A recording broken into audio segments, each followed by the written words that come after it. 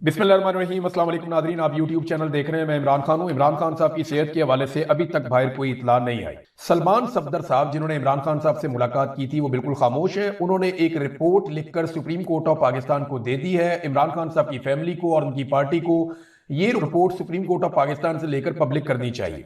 और क्योंकि देखें ना, पब्लिक में बहुत ज्यादा तजस्सुस है और बहुत ज्यादा एक बेचैनी है। इमरान खान साहब पाकिस्तान के सबसे बड़े पॉलिटिकल लीडर हैं और लोगों का ये हक है कि वो ये जाने कि उनकी सेहत के हालात क्या हैं और क्या जेल में उन्हें परेशान कुन हालात में रखा गया है जैसा कि दावा किया जा रहा है।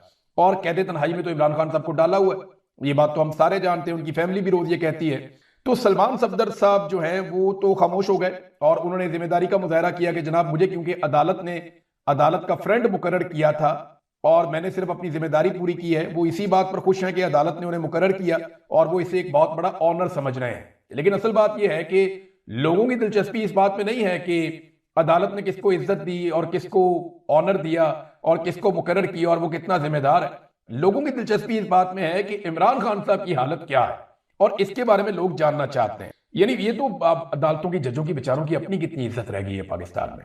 जो उठता है उठ के जजेस की बेइज्जती करता है, उनकी तौहीन करता है, बल्कि जजेस खुद इंसाफ के लिए मारे मारे फिरते हैं। इसी मुल्क के अंदर जजेस बेचारे अदालतों में केस करते फिर रहे हैं कि जनाब हमें बचाया जाए। यानी हमारी जो औकात और जो इज्जत पाकिस्तान में रह गई है वो जज बेचारे खुद लिखकर बताते हैं। तो जजेस की अपनी इज्जत नहीं है तो जज दूसरों को क्या इज्जत देंगे पाकिस्तान में, ये हम देख रहे हैं। बदकिस्मती है लेकिन देख रहे हैं। 7 सफहात और 22 पैराग्राफ जमा करवाए सलमान सफदर ने और अब ये सुप्रीम कोर्ट ऑफ पाकिस्तान को पब्लिक को बताना चाहिए और ये डॉक्यूमेंट पब्लिक करना चाहिए कि इमरान खान साहब के हवाले से एग्जैक्टली सूरत-ए-हाल क्या है।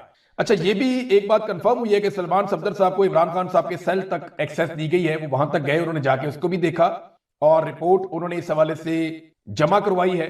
और इसके अलावा ये बात उन्होंने कही कि मेरे से जो मंसूब करके खबर चलाई गई कि इमरान खान साहब ठीक है, वो खबर गलत है। यानी उन्होंने ये भी नहीं कहा कि इमरान खान साहब की हालत ठीक नहीं है, लेकिन उनका यह कहना था कि मेरे से मंसूब करके जो मीडिया ने यह खबर चला दी कि इमरान खान साहब ठीक है, वो खबर गलत है। मैंने ऐसा कुछ नहीं कहा। मैंने जो भी कहना था वो सुप्रीम कोर्ट ऑफ पाकिस्तान को बता दिया अपनी रिपोर्ट के अंदर। अब जनाब ये मामला पब्लिक के सामने तो आना चाहिए ना। लोगों को इस बात के ऊपर एक बेचैनी है, कौम सूली में टंगी हुई है कि जनाब पता नहीं इमरान खान साहब की जेल में क्या हालत है। क्योंकि जो बुशरा बीबी की बहन है, उन्होंने बताया, क्योंकि बुशरा बीबी की अपनी फैमिली के साथ मुलाकात हुई थी, उन्होंने ये बताया कि इमरान खान साहब की जो आंख की हालत है वो 10% भी ठीक नहीं हुई। और यह भी दावा किया गया कि इमरान खान साहब को उस तरह इलाज नहीं मिल रहा और उनकी शिकायत बदस्तूर मौजूद है। और यह मुतालबा किया गया कि इमरान खान साहब को उनके अपने मुआलिजीन से चेक करवाया जाए और स्पेशलिस्ट डॉक्टर जो हैं वो इस मामले को देखें। अब यहां पे पूरी दुनिया से रोला पड़ा हुआ है, आलमी अखबारात में ये खबरें आ रही हैं और बहुत प्रेशर है। यानी अभी अक़वाम मुत्तहिदा का एक वफद आता है, वो आकर मिलता है पाकिस्तान में। यूरोपीय यूनियन का प्रेशर है पाकिस्तान के ऊपर, फिर पाकिस्तानियों का अपना बहुत प्रेशर है। तो आप इमरान खान जैसे लीडर की आंख का आप रिस्क ले नहीं सकते। तो एक इंजेक्शन तो इन्होंने इमरान खान साहब को लगवा दिया और उसमें इमरान खान साहब ने इजाजत यानी अपनी मर्जी भी दे दी कि जनाब ठीक है आप लगवा दें।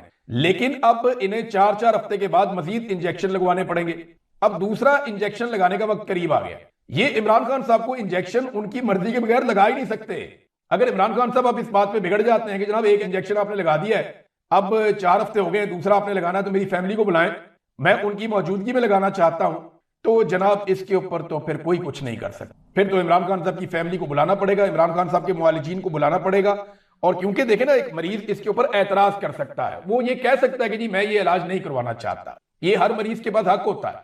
और अगर इमरान खान साहब ये कह देते हैं तो इसका बर्डन इमरान खान पे नहीं आएगा, इसका बर्डन पाकिस्तान के फील्ड मार्शल आसिम मुनीर साहब पे आएगा।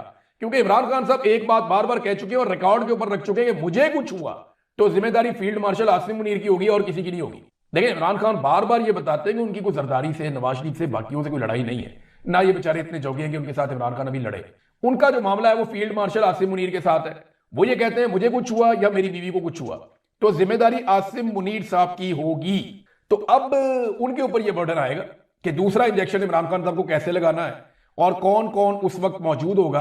कुछ लोग बार बार ये बयानियां बना रहे हैं कि जनाब इमरान खान साहब की कोई डील होने जा रही है। तो मेरी 2 चीजें मैं उनके सामने रख देता हूं, क्योंकि 2 ही लिटमस टेस्ट हैं हमारे पास। देखें ना, डील हो रही है तो कुछ सबूत आपको देना पड़ेगा या आपको दलील के साथ बात करनी पड़ेगी। तो 2 चीजें ऐसी हैं जो हो जाएं तो आप कह सकते हैं कि जी इमरान खान ने डील कर दी। नंबर 1, इमरान खान साहब गैर मशरूत सिद्ध के दिल से माफी मांग लें, जनाब ये मैं माफी मांग रहा हूं, ये हमने गलत कर दिया। 9 मई के हवाले से यही मुतालबा है डीजीआई एसपीआर का, यही मुतालबा है आर्मी चीफ का, यही मुतालबा है जो पाकिस्तान की हुकूमत और टाउट्स में वो बार बार दोहराते रहे कि जनाब इमरान खान को सच्चे दिल से माफी मांगनी पड़ेगी, और जनाब वो ये कहेंगे कि जनाब 9 मई में हमने गलत किया तो हम माफी मांगते हैं। ये एक अगर तो ये हो जाता है तो फिर आप समझेंगे इमरान खान की वो डील हो गई है जिसके बारे में ये सारे लोग कहते रहे। वो तो नजर नहीं आ रहा, वो तो माफी कहीं भी नहीं है, बल्कि इमरान खान को तो कैद तन्हाई में डाला हुआ है। अगर वो माफी मांग रहे होते तो क्या कैद तन्हाई के अंदर होते? तो सवाल ही पैदा नहीं होता। अच्छा, दूसरी ऑप्शन क्या हो सकती है डील में कि इमरान खान साहब खामोश हो जाए, बिल्कुल वैसे जैसे नवाज शरीफ खामोश हो गए थे, साथ उनका पूरा टब्बर चुप कर गया था, मरियम नवाज भी चुप, शहबाज शरीफ भी चुप, हमजा शहबाज भी चुप, पूरा खानदान जो है ना वो सन्नाटा, बिल्कुल पूरे खानदान को सांप सूंघ गया था जिस वक्त ये लोग डील कर रहे थे। तो या तो इमरान खान साहब को सांप सूंघ जाए, उनकी पूरी फैमिली चुप कर जाए, वो भी चुप नहीं करते, ना उनकी पार्टी चुप करती है, ना उनकी फैमिली चुप करती है, ना इमरान खान साहब चुप करते हैं। अगर इमरान खान साहब चुप करते होते तो इमरान खान की उनकी बहनों से मुलाकात तो करवा देते, या इमरान खान के बेटों को वीजे तो दे देते कि वो आए और आकर मुलाकात करें। तो ये लॉजिक नहीं बनती जो लोग ये कह रहे हैं। मसला ये नहीं है कि इमरान खान फंस गया है या इमरान खान कोई डील मांग रहा है, मसला इस वक्त ये है कि निजाम फंस गया है कि अब करना क्या है। इमरान खान जिसने कसम खाई है ना उसने बीमार होना है, ना उसने अस्पताल जाना है, ना उसने मुल्क से बाहर जाना है, और ना उसने नवाज शरीफ या जरदारी बनना है। उसकी आंख के अंदर एक ऐसा प्रॉब्लम हो गया जिसकी वजह से निजाम फंस गया, और उन्हें पता है कि इलाज करवाना पड़ेगा, इलाज नहीं करवाएंगे तो प्रॉब्लम हो जाएगी। और इमरान खान आपको पता है कि वो बहुत इस मामले में बहुत सख्त जान है, बहुत जिद्दी आदमी है, वो तो बात नहीं मानेंगे। उन्होंने तो कहा है कि ये मुझे डरा हुआ देखना इनकी हसरत रह जाएगी और मैं जीत कर वापस आऊंगा। तो वो तो नवाज शरीफ नहीं बनेंगे, ना वो जरदारी बनेंगे। तो अब ये खबरें जितनी मर्जी चला दें, जब तक दो चीजें नहीं होगी ना तब तक कोई बिलीव नहीं करेगा। नंबर 1 इमरान खान की माफी, नंबर 2 इमरान खान की लंबे अरसे तक खामोशी। अगर ये दो चीजें ये मैनेज करके दिखा दें कि इमरान खान भी चुप, उसकी फैमिली भी चुप, उसके लोग भी चुप, और साथ में ये मैनेज करके दिखा दें कि जनाब इमरान खान साहब ने माफी मांग ली, तो फिर तो हम मान लेंगे जनाब कोई डील हो गई, कोई डील हो गई है, कोई मामला तय हो गया, खबर भी आपके सामने आ जाएगी। लेकिन अगर ये नहीं होता तो फिर काहे की डील? ये सिर्फ मामला जो लोग कहते हैं ना एनआरओ बार बार चाहिए होता है, वो एस्टेब्लिशमेंट को चाहिए होता है। एस्टेब्लिशमेंट फंस गई है, हुकूमत डिलीवर कर नहीं रही, आलमी सतह पे ये बहुत बुरी तरह फंस गए हैं, पाकिस्तान के अंदर मईशत तबाह हो गई है, दहशतगर्दी इनसे कंट्रोल नहीं हो रही, अवाम के अंदर इनकी मकबूलियत जमीन बोस हो चुकी है, किसी एक जगह पे ये परफॉर्म नहीं कर पा रहे। ऐसी सूरत हाल में फिर इन्हें रुजू करना पड़ेगा, ऐसा लगता है इनका रुजू करने का वक्त आ गया है। नाज़रीन, इमरान खान साहब को नेक्स्ट इंजेक्शन लगना है, इसके हवाले से सबको नजर रखनी पड़ेगी, पाकिस्तान तहरीक इंसाफ को, इमरान खान साहब की फैमिली को, तमाम लोगों को नजर रखनी पड़ेगी कि किस वक्त उन्हें अब जेल से निकाला जाता है।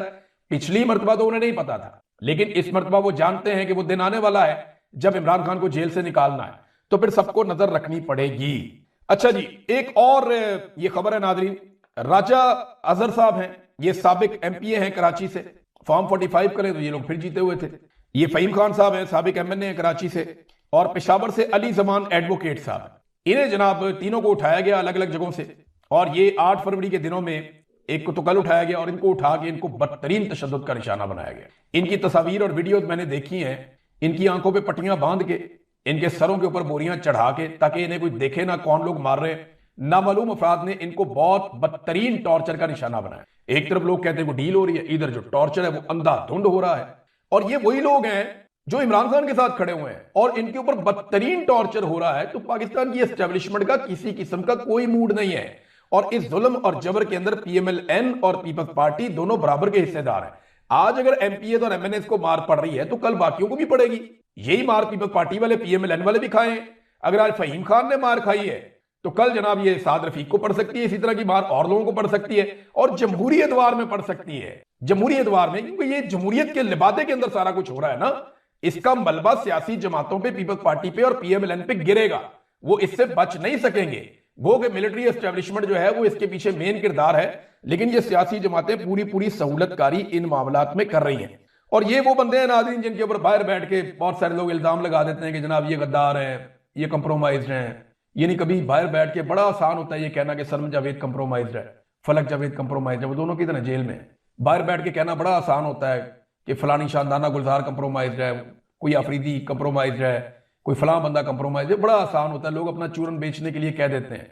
कोई कह देता है कि जनाब वो लाहौर से आलिया हमजा वो कंप्रोमाइज्ड है, कोई कह देता है सलमान अकरम राजा जो है वो कंप्रोमाइज है। बड़ा आसान होता है कहना, पाकिस्तान में रह के लड़ना बहुत मुश्किल है। तो बाहर बैठ के ये चूरन बेचना अपने थोड़े से व्यूज के लिए बड़ा आसान है। मैं तो बड़े आराम से कह सकता हूं मैंने तो बहुत मार खाई है, लेकिन मैं जानता हूं कि पाकिस्तान के अंदर जो लोग रहते हैं उनके लिए कितना मुश्किल है वहां पे सरवाइव करना, वहां पे मूव करना, वहां पे तहरीक चलाना।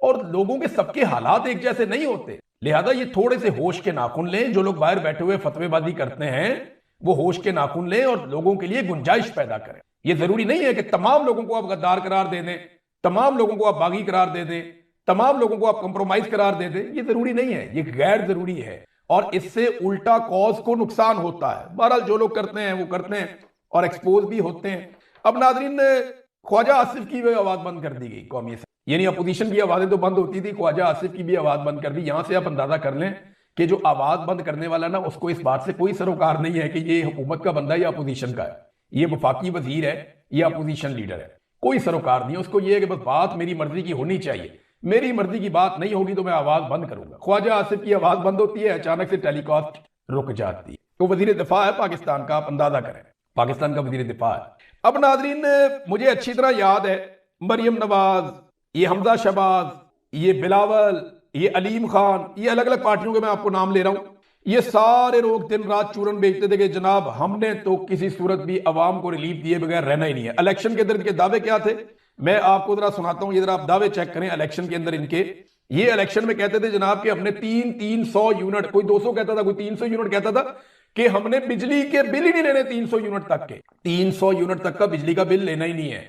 बल्कि ये लोग कहते थे कि मोटरसाइकिल के अंदर पेट्रोल मुफ्त डाला करेंगे, बड़ी गाड़ियों में हम पेट्रोल के पैसे लिया करेंगे, मोटरसाइकिल में हम पेट्रोल भी मुफ्त डाला करेंगे। ये बातें इन्होंने अपने मुंह से इलेक्शन में की थी और इन्होंने अब हालत क्या कर दी। पहले जरा ये मरियम नवाज की बात आप सुनिएगा, बाकियों की तो सबकी मौजूद है, आप निकाल के सुन सकते हैं। ये जरा मैं आपको सुनवाना चाह रहा हूं क्योंकि सबसे ज्यादा झूठ इन्होंने बोला। ये सुने आप। ये देखना जो 100 यूनिट से कम बिजली इस्तेमाल करते हैं, जब वो दफ्तर में जाएंगे बिजली का बिल लेने, तो उनको जो कागज दिखाया जाएगा उस पर लिखा होगा कि आपको बिजली का बिल नहीं आएगा क्योंकि आपका बिजली का बिल हुकूमत पंजाब ने अदा कर दिया है। और मैंने हमजा को कहा कि हमजा आहिस्ता आहिस्ता इसको 100 यूनिट से ऊपर 200 यूनिट वालों पर भी लेकर जाओ, 300 यूनिट वालों को भी लेकर जाओ। लो जी, सबकी कमर तोड़ दी इन्होंने, 200 यूनिट वाले भी, 300 यूनिट वाले भी, 500 यूनिट वाले भी। ऐसे फ्रॉडिये और नौसरबाज है ना ये। अलीम खान ने भी यही बातें की, 300 यूनिट तक जनाब बिल मुफ्त, आप जनाब मोटरसाइकिल चलाएंगे तो आपकी गाड़ी में पेट्रोल मोटरसाइकिल के अंदर मुफ्त। ये लोगों को चूना लगाते हैं और ये हर दफा आ जाते हैं एस्टेब्लिशमेंट के कंधों पे बैठ के। हालत आप इनकी ये देखें कि अभी इन्होंने किया क्या है पाकिस्तान के साथ। यानी ये कहते थे ना 200-300 यूनिट बिजली मुफ्त, मोटरसाइकिल वाले का पेट्रोल मुफ्त। अभी इस वक्त सूरत हाल ये है और मैं इसको सिंप्लीफाई करके आपको बताता हूं कि इन्होंने किया क्या। ये जो नेट मीटरिंग से नेट बिलिंग के ऊपर ये आए हैं ना, उसका वन लाइनर मैं आपको बता रहा हूं। कोई भी आपसे बात करे आपने ये उठा के मुंह पे मारना है। मैं बहुत आसान करके आपको बता रहा हूं कि इन्होंने कौम के साथ क्या किया और उसका जवाब क्या है। जब भी कोई आपसे बात करे कि जनाब ये हो गया वो हो गया, अब तो इनके अपने जो मरासी हैं, जो इनके अपने बहुत करीबी लोग हैं, वो इसके ऊपर तनकीद करना शुरू हो गए।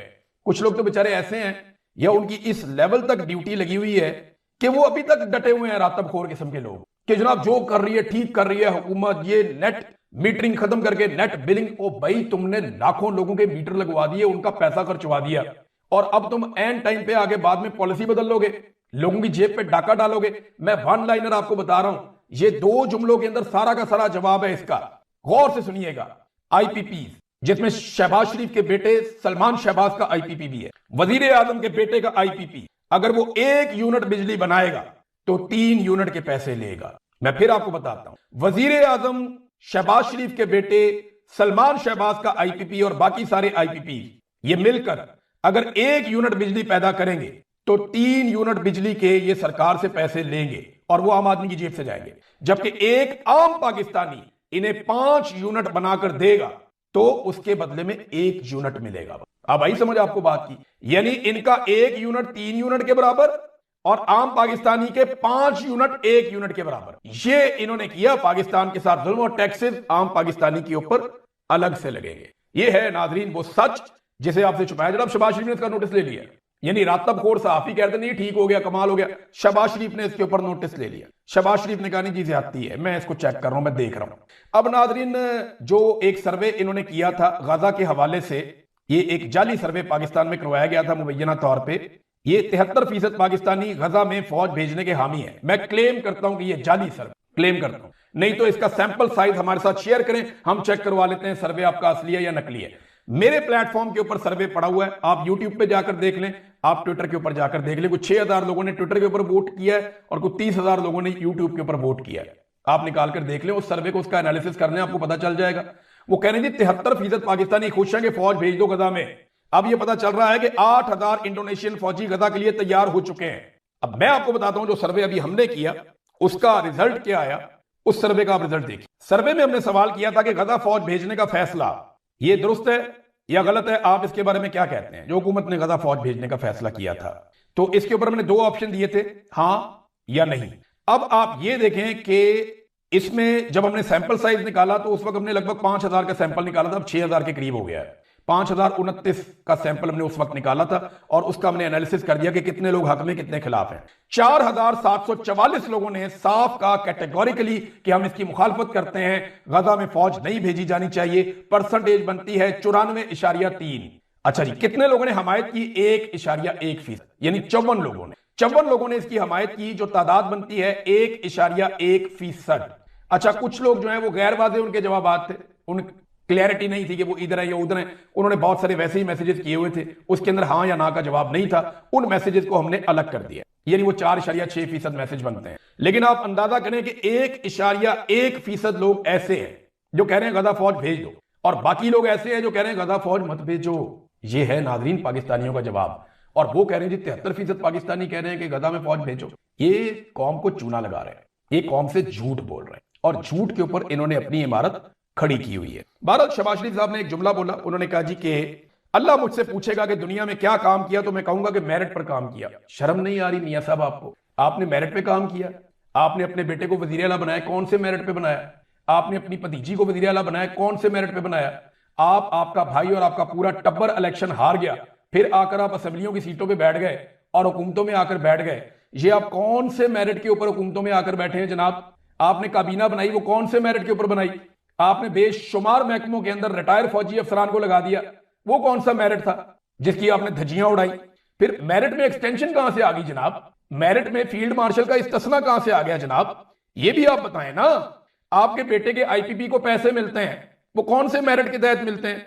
बैरूनी दौरों पर अपना खानदान साथ ले जाते हैं, मुलाजमों को साथ ले जाते हैं, मनपसंद अफराद की फौज को अपने साथ ले जाते हैं, बड़े बड़े होटलों में जाके आप ठहरते हैं, ये कौन सा मेरिट है? 2200 बंदा आपने पंजाब में कत्ल कर दिया मावराए अदालत, ये कौन सा मेरिट है? मेरिट सिर्फ एक है, आपने शुगर माफिया के खिलाफ किसी किस्म की मेरिट पे कार्रवाई की हो, आपने गंदम माफिया के खिलाफ किसी किस्म की मेरिट पे कार्रवाई की हो। आपका सबसे बड़ा मेरिट का सबूत ये आईपीपीज है जो 1 यूनिट बिजली बनाते हैं, हम उन्हें 3 यूनिट के पैसे देते हैं। ये पड़ा आपका मेरिट, और आपने पाकिस्तान को डबो कर रख दिया है। किसी माफिया के खिलाफ आपने हाथ नहीं डाला। खैबर पख्तूनख्वा के पैसे आपने रोके हुए हैं, वो कौन से मेरिट के तहत आपने रोके हुए हैं? बैरूनी दौरे आपके, सारी चीजें अगर आपकी